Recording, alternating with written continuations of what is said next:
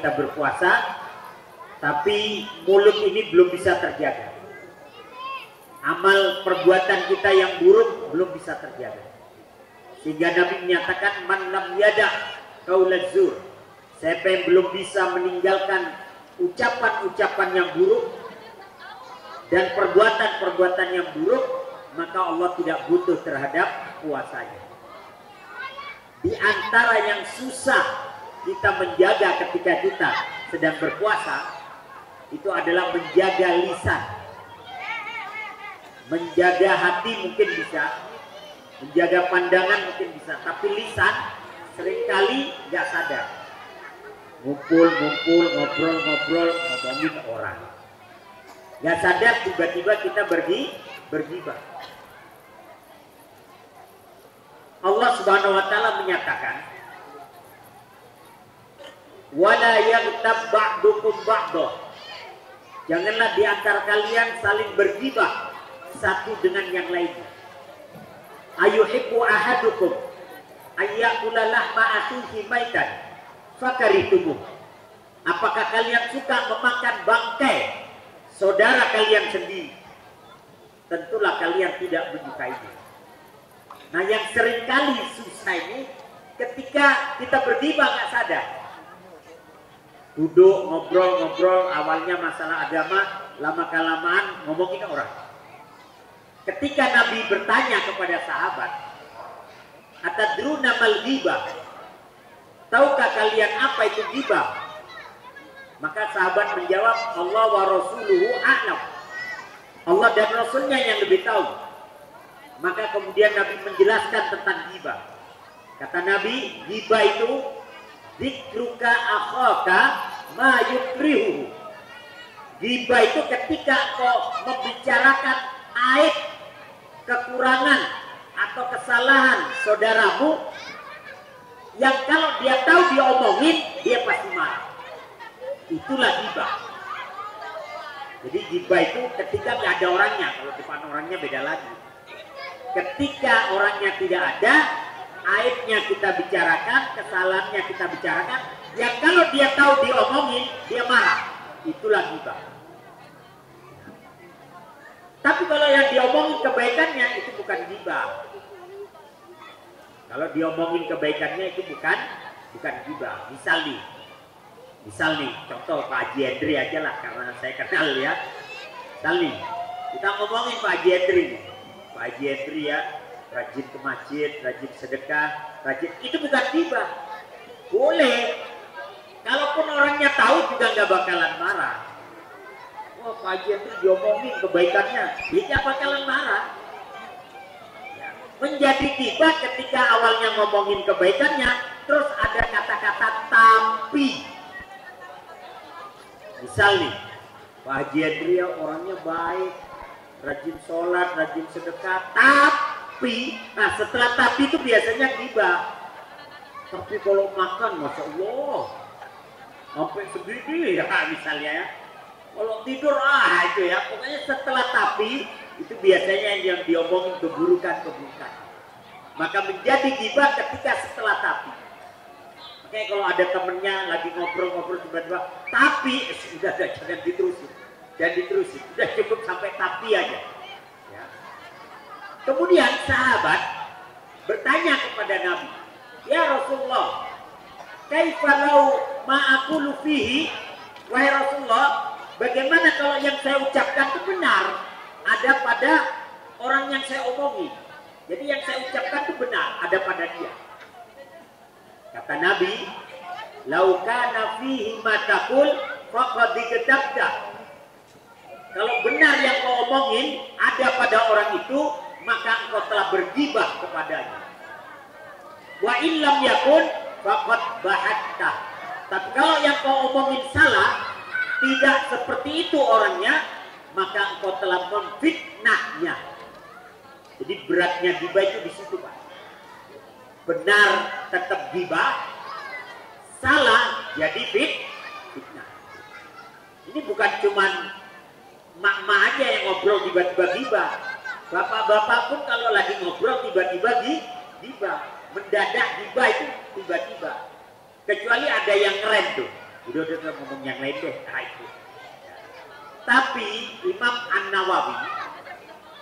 An-Nawawi penulis kitab Riyadhus Shalihin dan penulis kitab Arba'in An-Nawawiyah, beliau menyatakan ada 6 perkara yang itu tidak dikategorikan ghibah. Ya, ada 6 perkara yang itu tidak dikategorikan ghibah. Walaupun kita menyebutkan aib orang lain, ada 6 perkara kata beliau.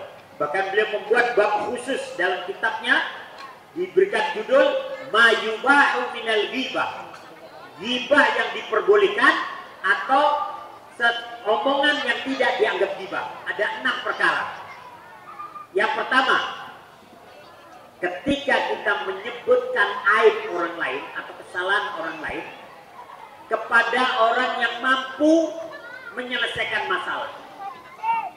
Jadi ketika kita menyebutkan kekurangan aib orang lain kepada orang yang bisa menyelesaikan masalah. Contoh nih, kita punya tetangga baru, suka buang sampah di selokan.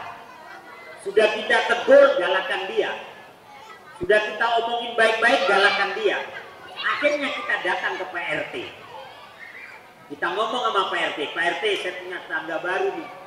Tapi kerjaannya buang sampah, kan kalau banjir kita semua kena. Ya, akhirnya Pak RT datanglah kepada dia, ditegur, berhenti terus dia. Maka ucapan kita kepada Pak RT itu tidak disebut ghibah. Sama ketika ada kejahatan kita lapor polisi, itu tidak disebut ghibah. Karena lapor atau memberitahu kepada orang yang bisa menyelesaikan masalah. Menjadi ghibah kalau tetangga kita itu diomongin di arisan. Di arisan diomongin, di arisan diomongin. Gak ada solusi, cuma muncul kebencian. Maka menjadi ghibah. Itu yang pertama. Jadi membicarakan kesalahan orang lain kepada orang yang bisa menghentikan kesalahan tadi. Itu yang pertama. Yang kedua, tidak disebut ghibah dalam rangka mencari fatwa, mencari kepastian hukum Islam.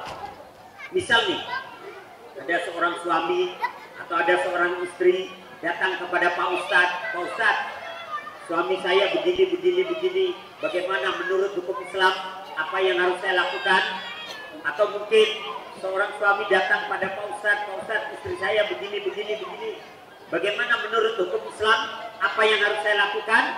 Maka apa yang dibicarakan kepada Ustadz itu tidak disebut ghibah. Karena dalam rangka mencari fatwa, mencari kepastian hukum.